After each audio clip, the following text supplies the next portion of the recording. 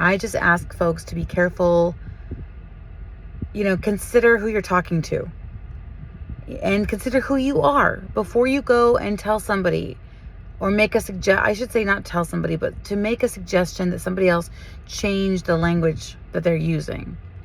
Without knowing me, without having really followed along this whole way, a person out of context wouldn't know that the reason why I use the phrase schizophrenic and schizo the way that I do is first of all, I am schizophrenic. I have schizophrenia. It doesn't define my entire world, but it does define my entire world. I don't know how else to explain it. I am the same person. I'm not the same person. It's a strange paradox. Dichotomies are not, lost on me there. The dichotomy is definitely present. But as a linguist, my job isn't to prescribe language and grammar.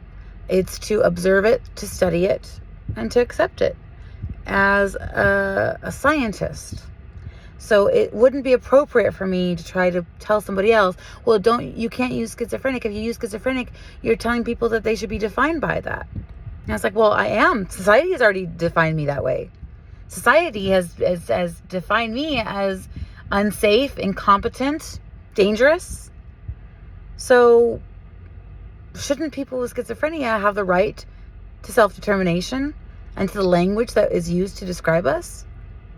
And why should anybody else who's not schizophrenic or doesn't have schizophrenia have the right to judge us or to prescribe what they would consider more appropriate language? I have the right to self-expression, and I just don't think it's appropriate for somebody who's not dealing with this to tell me what language I should use to describe it.